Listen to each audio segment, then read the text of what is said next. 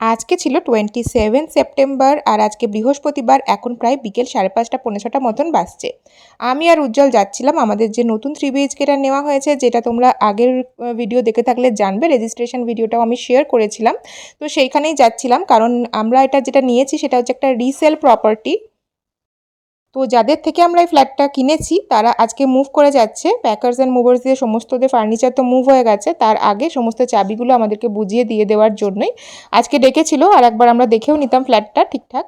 তো সেই জন্যই আমরা যাচ্ছিলাম, যেহেতু ওরা মুভ করে যাচ্ছে আজকে।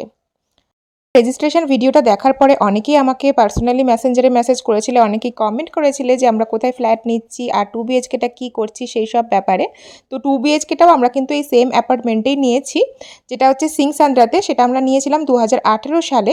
তো সেই সময় থেকে এখনও পর্যন্ত এখানে আমাদের কোনো অসুবিধা হয়নি, আমাদের জায়গাও ঠিকঠাকই ছিল। কিন্তু তোজো হওয়ার পর থেকে আর আস্তে আস্তে যে বড় হচ্ছে, জিনিসপত্র বাড়ছে, তো তখন আমাদের একটা 3 বিএইচকের দরকার হয়ে যাচ্ছিল। আর মামনি বাপিরাও যেহেতু বছরের বেশিরভাগটা সময় এখানেই থাকে, সেই জন্যই এই 3 বিএইচকেটা নেওয়ার দরকার হয়েছিল। আর এইগুলো হচ্ছে আমাদের ফ্লোর প্ল্যান, যেটা আমাদের কাছেও ছিল, আবার এখন যাদের থেকে আমরা পারচেস করলাম তাদের কাছেও ছিল।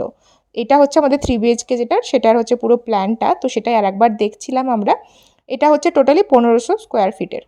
আর বললামই রিসেল প্রপার্টি নিয়েছি, কারণ এটা আমাদের একদম বাজেটের মধ্যে ছিল। আর গেটের অ্যাপার্টমেন্টের মধ্যে না থাকলে পরে আমরা যারা বাইরে থেকে এসে ব্যাঙ্গালোরে থাকছি তাদের কিন্তু অনেক সমস্যা হয়। স্ট্যান্ড অ্যালোন বিল্ডিংগুলো হয়তো এর থেকে কমে পাওয়া যেতেই পারে, কিন্তু সেইখানে ইলেকট্রিশিয়ান হোক বা প্লাম্বার বা পাওয়ার ব্যাকআপ কোনো কিছুই সমস্যা নিজেকেই সমাধান করতে হবে। কিন্তু এখানে এতজন মানুষ থাকে, তো সেই জন্য আর এখানে প্লাম্বার থেকে ইলেকট্রিশিয়ান থেকে তাছাড়া বিভিন্ন স্টাফ সমস্ত কিছু হাতের নাগালের মধ্যেই থাকে। একটা অ্যাপের থ্রু একটা টিকিট রেজ করলেই সমস্ত প্রবলেম সলভ হয়ে যায়। সেই জন্য আমার ইচ্ছাই ছিল গেটেড সোসাইটির মধ্যেই নেব। আমাদের এই অ্যাপার্টমেন্টটায় আমরা যে 6 বছর ধরে আছি, আজ পর্যন্ত কোনো রকম সমস্যা হয়নি, কোনো রকম কমপ্লেন হয়নি। এত পরিষ্কার পরিচ্ছন্ন থাকে। আর সবথেকে বড় কথা হচ্ছে এই লোকালিটিটা ভীষণ গ্রো করেছে। এর কাছে তোজোর স্কুল, এমনকি তোজো বড় স্কুলে দিলে সেইখানেরও প্রচুর অপশানস আছে। আর তাছাড়া এই লোকালিটিটা ভীষণ ভালো, বাঙালিও আছে প্রচুর। সেই জন্য এই লোকালিটিটা ছেড়ে আমার আবার নতুন জায়গায় যাওয়ার ইচ্ছা ছিল না। ব্যাঙ্গালোরের বিভিন্ন লোকালিটিতে যে সমস্যাটা দেখা যায় সেটা হচ্ছে জল জমা, আর একটা হয় হচ্ছে ট্রাফিক। একদম গেট থেকে বেরিয়ে ট্রাফিকের মুখে পড়তে হয়। সেই সমস্যাগুলো এড়ানোর জন্য এই অ্যাপার্টমেন্টটা একদম পারফেক্ট। এতদিনে এই সমস্যা আমাদের হয়নি, যতই বৃষ্টি হোক আর যাই হোক। ট্রাফিকের সমস্যা বেরিয়ে আমাদের যে একটা হয় সেটা হয়নি। স্কুল পর্যন্ত কোনো ট্রাফিক হয় না। তো সেই জন্যই আমরা খুঁজছিলাম এই অ্যাপার্টমেন্টের যদি কোনো রিসেল প্রপার্টি পাই যেটা আমাদের বাজেটের মধ্যে।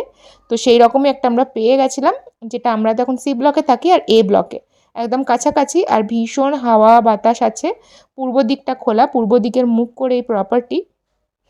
সমস্ত কিছু দিক দিয়ে আমাদের এটা পছন্দ হয়েছিল। সেই জন্য আমরা দেরি করিনি আর বেশি চিন্তাও করিনি। আর 2 বিএইচকেটা থাকছে, যেটা পরে হয়তো আমরা রেন্টের জন্য ইউজ করব।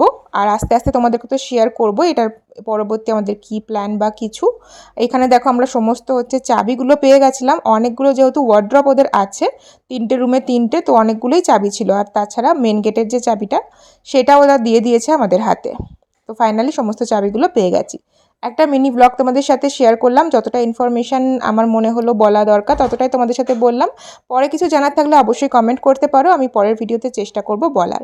এই ব্লগটা এখানে শেষ করছি। ভালো লাগলে লাইক কমেন্ট শেয়ার করে দিয়ে পেজটাকে অবশ্যই ফলো করে দিও। টাটা।